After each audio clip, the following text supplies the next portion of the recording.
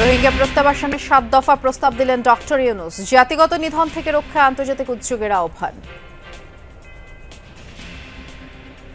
We urge all parties and partners to work hard for charting a practical roadmap for their speedy, safe and dignified, voluntary and sustainable return to their homes in Rakhine. জীবন রক্ষাকারী সকল ওষুধের দাম নির্ধারণের সরকারকে নির্দেশ হাইকোর্টের। মালিক সমিতির হাতে থাকলে ওষুধের উচ্চ মূল্য গুনতে হয় সাধারণ মানুষকে। বিএনপি নেতা ফজলুর রহমানের বিরুদ্ধে বিক্ষোভ অব্যাহত। ৫ আগস্ট নিয়ে বক্তব্য ভুলভাবে উপস্থাপন করা হয়েছে, দাবি এই মুক্তিযোদ্ধার। আমার দল আমার কিছু কথার ব্যাপারে আমার কাছে জানতে চেয়েছে কেন আমি এইসব কথা বললাম, সেই উত্তর আমি নির্দিষ্ট সময়ে আমার দলকে দিব। গাজীপুরে সাংবাদিক তুহিন হত্যার ঘটনায় ৮ জনের বিরুদ্ধে চার্জশিট দিয়েছে পুলিশ। স্বাগত জানিয়েছে পরিবার।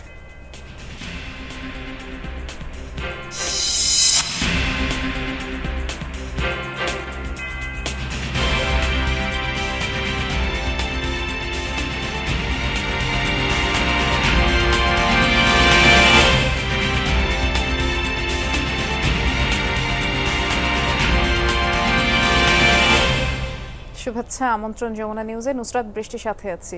শিরোনামগুলো শুনছিলেন। মানবিক মর্যাদা সম্পন্ন প্রত্যাবাসন, নির্যাতন বন্ধ সহ রোহিঙ্গা সংকট সমাধানে আন্তর্জাতিক সম্প্রদায়ের কাছে ৭ দফা প্রস্তাব দিয়েছে বাংলাদেশ। সকালে রোহিঙ্গা সংকট নিয়ে ৩ দিনে আন্তর্জাতিক সংলাপের মূল অধিবেশনে এই প্রস্তাবগুলো উপস্থাপন করেন প্রধান উপদেষ্টা ডক্টর মোহাম্মদ ইউনূস। রোহিঙ্গাদের মৌলিক চাহিদা নিশ্চিতে আন্তর্জাতিক সম্প্রদায়ের প্রতি সহায়তা অব্যাহত রাখারও আহ্বান জানান প্রধান উপদেষ্টা। সহকর্মী রিয়াজ রায়হান কক্সবাজার থেকে আরও জানাচ্ছেন। ক্যামেরা ছিলেন আরেক সহকর্মী আল আমিন তালুকদার। মিয়ানমার থেকে পালিয়ে বাংলাদেশে আশ্রয় নিয়েছে প্রায় ১৫ লাখ রোহিঙ্গা। মানবিক কারণে বাংলাদেশ এই বিপুল সংখ্যক মানুষকে ঠাঁই দিয়েছে। ২০১৭ সাল থেকে এখনও কোনো রোহিঙ্গাকে সেদেশে ফেরত পাঠাতে পারেনি। এমন বাস্তবতায় কক্সবাজারে রোহিঙ্গা সংকট নিয়ে শুরু হয়েছে ৩ দিনের আন্তর্জাতিক সম্মেলন। মূল অধিবেশনের শুরুতে আরাকানে মিয়ানমার সামরিক জান্তা ও বিভিন্ন সংগঠনের নির্যাতনে নিহত রোহিঙ্গা সদস্যদের জন্য ১ মিনিট নীরবতা পালন করা হয়। উদ্বোধনীতে প্রধান অতিথির বক্তব্যে ডক্টর মোহাম্মদ ইউনূস বলেন, সেপ্টেম্বরে অনুষ্ঠিতব্য রোহিঙ্গা বিষয়ক উচ্চ পর্যায়ের সম্মেলন গুরুত্বপূর্ণ ভূমিকা রাখবে কক্সবাজারের এই আয়োজন। তিনি বলেন, মানবিক দিক বিবেচনা করে নির্যাতনে ঘর ছাড়া রোহিঙ্গাদের আশ্রয় দিয়েছিল বাংলাদেশ। এখন সময় এসেছে প্রত্যাবাসনের। On this fateful day, it is our moral responsibility to take the right side of history and stop the armed actors from carrying out their horrible design of ethnic cleansing of the entire Rohingya population. প্রধান উপদেষ্টা বলেন, রোহিঙ্গাদের নিজ দেশে প্রত্যাবাসন না হওয়া পর্যন্ত আন্তর্জাতিক মহলে সকল চেষ্টা জারি রাখতে হবে। I acknowledge the continued support, assistance and solidarity of the donors, our partners, UN agencies, international organizations and friends across the globe to the Rohingyas sheltered in Bangladesh. We greatly value your compassion and continued partnership for the Rohingyas. এ সময় রোহিঙ্গাদের মিয়ানমারের নাগরিক হিসেবে মর্যাদাপূর্ণ প্রত্যাবাসন ও এ সংকট সমাধানে ৭ দফা প্রস্তাব তুলে ধরেন doctor Yunus. We urge all parties and partners to work hard for charting a practical roadmap for their speedy, safe and dignified, voluntary and sustainable return to their homes in Rakhine as soon as possible. এর আগে বক্তব্যের শুরুতে দেশের চলমান পরিস্থিতিও তুলে ধরেন আগত অতিথিদের সামনে। বলেন, দেশ এখন স্থিতিশীল, জাতীয় নির্বাচন হবে ফেব্রুয়ারির প্রথমার্ধে। And the country has come to this stable enough and ready to have the election. So we announced the election in the first half of February 2026. আনুষ্ঠানিকতা শেষে অতিথিদের নিয়ে সমুদ্র পাড়ে ফটো সেশনে অংশ নেন প্রধান উপদেষ্টা ডক্টর মোহাম্মদ ইউনূস। রোহিঙ্গা সংকট সমাধানের উপায় নিয়ে এই কক্সবাজার সম্মেলনে প্রধান উপদেষ্টা ডক্টর মোহাম্মদ ইউনূসের বক্তব্যের মোদ্দা কথা হচ্ছে, বাংলাদেশ আর রোহিঙ্গাদের এত বড় বোঝা বয়ে বেড়াতে চায় না। তবে তাদের প্রত্যাবাসনে আন্তর্জাতিক সম্প্রদায়ের যে সবচেয়ে বড় ভূমিকা সেটি বারবার স্পষ্ট করেছেন তার বক্তৃতায়।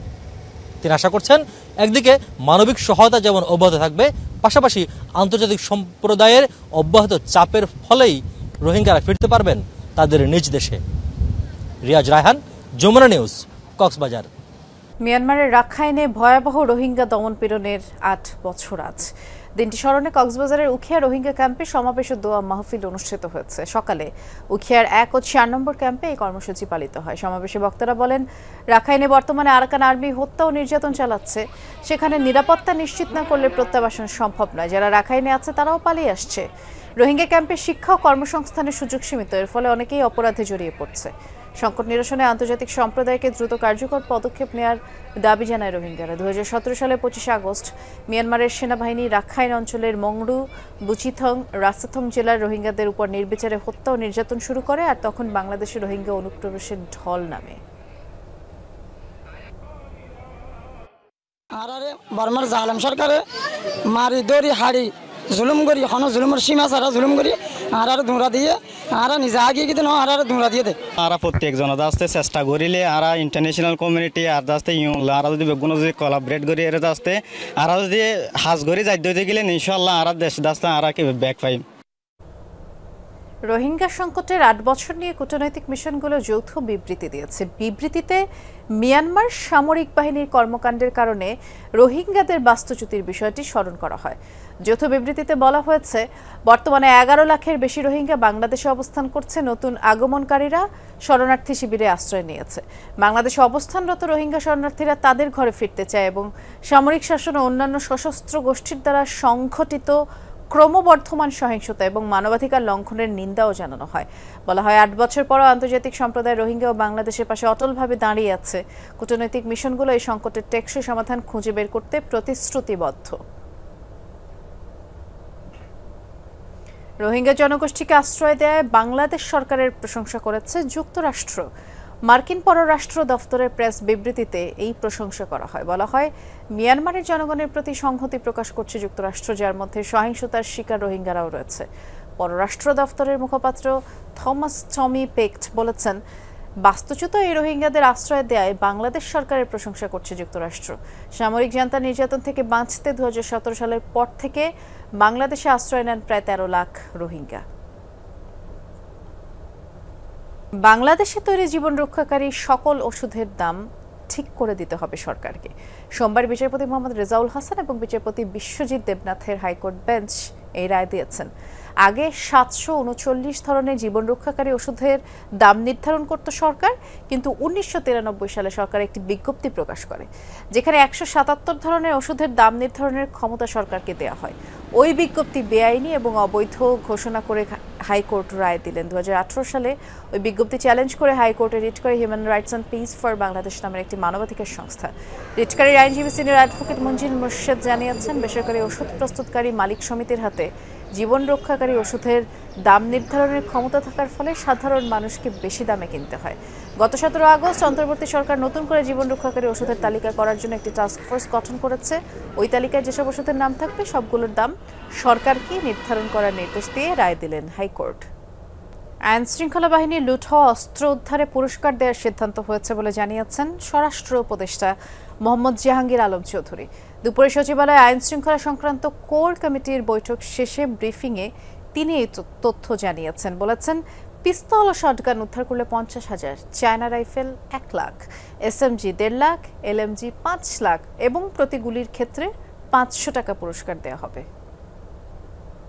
একটা পিস্তল উদ্ধার করে দিতে পারি, মানে যেহেতু আপনারা তো নিজেরাই না দিতে পারবেন না, আপনি কারো মাধ্যমে খবর দিলেন, ওখান থেকে পিস্তলটা যদি উদ্ধার হয় তো ৫০,০০০ টাকা পাবেন।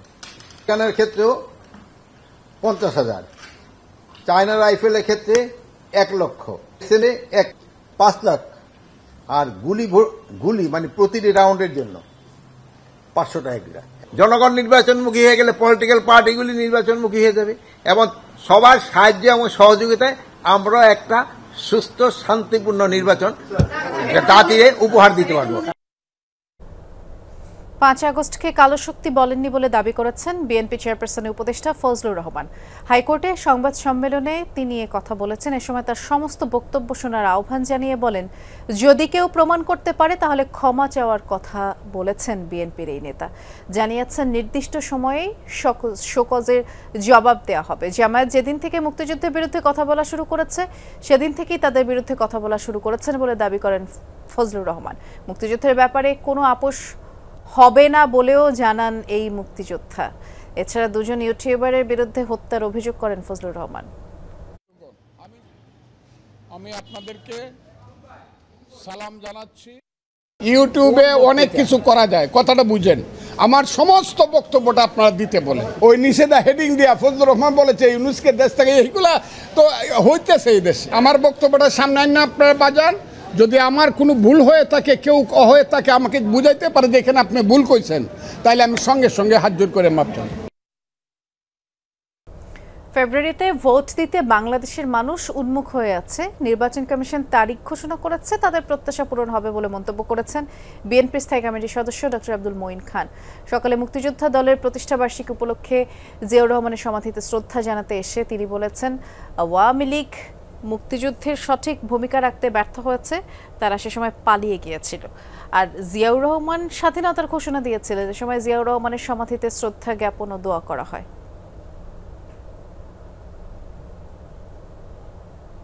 ডাকসু নির্বাচনে প্রার্থীদের মনোনয়নপত্র প্রত্যাহারের শেষ দিন ছিল আজ, এবং কাল প্রকাশ করা হবে চূড়ান্ত ভোটার তালিকা।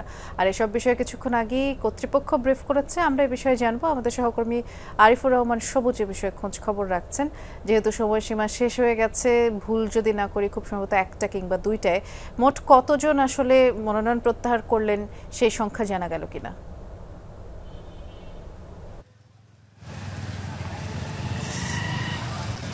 বৃষ্টি, এই সংখ্যাটি অর্থাৎ মনোনয়নপত্র যারা জমা দিয়েছিলেন কেন্দ্রীয় সংসদের জন্য 509 জন এবং হল যে সংসদ রয়েছে 18টি হল, এই 18টি হলের জন্য প্রায় 1100-রও বেশি, সব মিলিয়ে প্রায় 1600 প্রার্থী রয়েছে। এই 1600 প্রার্থীর যে হিসাবটি মনোনয়নপত্র প্রত্যাহারের যে জায়গাটি, যেহেতু 18টি হল থেকে হিসেবগুলো আসবে রিটার্নিং কর্মকর্তার কাছে, সেই কারণে এই সঠিক তথ্যটি এই মুহূর্তে আসলে তারা দিতে পারেননি। তবে কেন্দ্রীয় সংসদ থেকে 21 জন প্রত্যাহার করেছে, এরকম একটি তথ্য রিটার্নিং কর্মকর্তা অর্থাৎ চিফ রিটার্নিং কর্মকর্তার পক্ষ থেকে জানানো হয়েছে। তবে তিনি বলছেন যে এটি যেহেতু বিভিন্ন জন অর্থাৎ যিনি প্রার্থী তার হয়ে আরেকজন জমা দিয়ে গেছেন, সেক্ষেত্রে তাদের যে তথ্যের যে গরমিল আছে কিনা সেই বিষয়গুলো তারা যাচাই বাছাই করার পর নিশ্চিত হয়ে তারপরে মূলত কতজন প্রার্থী প্রত্যাহার করলো সেটি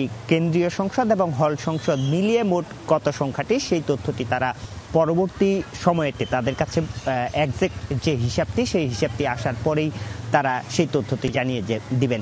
আজকে এই যাচাই বাছাইটি শেষ হলে কালকে চূড়ান্ত যে প্রার্থী তালিকা সেটি টাঙিয়ে দেওয়া হবে এবং এরপরে মূলত আনুষ্ঠানিক যে প্রচার প্রচারণা সেটি শুরু হওয়ার কথা। এবং আনুষ্ঠানিক প্রচার প্রচারণা শুরু হওয়ার আগে মূলত রিটার্নিং কর্মকর্তার পক্ষ থেকে মূলত ভিপি, জিএস এবং এজিএস এই 3 প্রার্থীকে নিয়ে একটি বৈঠক করবেন। কালকে সিনেট ভবনে সেই বৈঠকটি অনুষ্ঠিত হওয়ার কথা রয়েছে। সেটি রিটার্নিং কর্মকর্তা মূলত নির্বাচনের প্রচার প্রচারণা যেহেতু শুরু হয়ে যাচ্ছে, সেই কারণে প্রার্থীরা যেন আচরণবিধির বিষয়টি সঠিকভাবে পালন করে প্রতিপালন করে সেই বিষয়টি নিয়ে তারা মূলত তাদেরকে এক ধরনের ব্রিফ করবেন বা ব্রিফ দিবেন। 1600 প্রার্থী একসঙ্গে সবাইকে নিয়ে এটি করা সম্ভব হচ্ছে না, সেই কারণে যেহেতু বেশিরভাগ প্রার্থী প্যানেল আকারে নির্বাচন করছেন, সেই কারণে মূলত ভিপি, জিএস এবং এজিএস প্রার্থীদেরকেই মূলত এই যে মিটিংটি সেই মিটিংটি করা হচ্ছে। এবং এর বাইরে নানাভাবে এর আগে থেকে মনোনয়নপত্র যখন জমা দেওয়া শুরু হয়, ভোটের শোরগোল যখন শুরু হয়, তখন থেকে মূলত নানা অভিযোগ আসছিল, পাল্টাপাল্টি অভিযোগ করছিলেন। তারা বলছেন যে এই ধরনের লিখিত অভিযোগ এখন পর্যন্ত করেননি, তবে আচরণবিধির যে বিষয়গুলো রয়েছে সেগুলোর ব্যাপারে কঠোর নজরদারি থাকবে। ধন্যবাদ বিস্তারিত জানানোর জন্য। গাজীপুরে আলোচিত সাংবাদিক আসাদুজ্জামান তুহিন হত্যার ঘটনায় 8 জনের বিরুদ্ধে চার্জশিট দিয়েছে গাজীপুর মেট্রোপলিটন পুলিশ। দুপুরে এক সংবাদ সম্মেলনে এসব তথ্য জানিয়েছেন সিএমপির উপ পুলিশ কমিশনার রবিউল হাসান।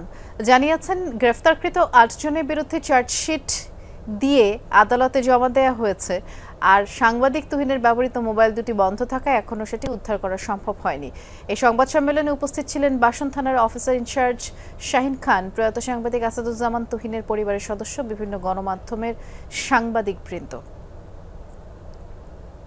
দালিলিক সাক্ষ্য প্রমাণ, তাদের সিসিটিভি ফুটেজের সাথে তাদের যে ভিডিও ছিল, সেই ভিডিওকে আমরা সিআইডি ফরেনসিক করে এনে আমরা 8 জনকে এই ঘটনার সাথে কনক্রিটভাবে এখন পর্যন্ত সম্পৃক্ত পেয়েছি। চট্টগ্রামে আইনজীবী সাইফুল ইসলাম আলিফ হত্যা মামলায় চিন্ময় কৃষ্ণ সহ 39 জনকে আসামি করে দেওয়া চার্জশিট গ্রহণ করেছেন আদালত। বাদীপক্ষের আইনজীবী জানিয়েছেন, গত 1 জুলাই 38 জনকে আসামি করে অভিযোগপত্র দেওয়া হয়। পরে মামলায় নতুন করে এক আসামিকে অন্তর্ভুক্ত করার নির্দেশ দেওয়া হয়। এই মামলায় বর্তমানে ইসকন নেতা চিন্ময় কৃষ্ণ দাস সহ 20 জন আসামি গ্রেফতার আছেন, পলাতক 19 জন। আর পলাতকদের বিরুদ্ধে ওয়ারেন্ট ইস্যু করেছেন আদালত।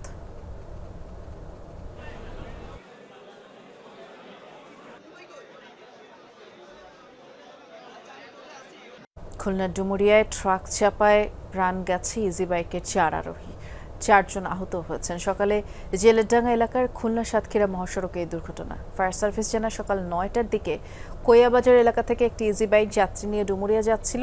এ সময় বিপরীত দিক থেকে আসা একটি ট্রাক 3 চাকার বাহনকে চাপা দিলে ইজি বাইকটি দুমড়ে মুচড়ে যায়। ঘটনাস্থলে এক যাত্রী নিহত হন। হাসপাতালে নেয়ার পথে একজন মারা যান, চিকিৎসাধীন অবস্থায় মৃত্যু হয় আরও 2 জনের। ঘটনার পর চালক পালিয়ে গেলেও ট্রাকটি জব্দ করা হয়েছে।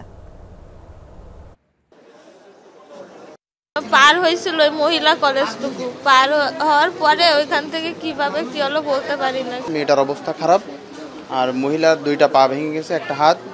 আর এখানে আরেকটা পেশেন্ট ছিল, তাকে অক্সিজেন দেওয়া ছিল, পরবর্তীতে আইসিইউতে নেওয়ার সময় সে মারা গেছে। কুমিল্লায় লরি চাপায় এক মোটরসাইকেল আরোহী নিহত হয়েছেন। সকালে আঞ্চলিক মহাসড়কের বুড়িচংয়ের কংসনগর এলাকায় ঘটনা।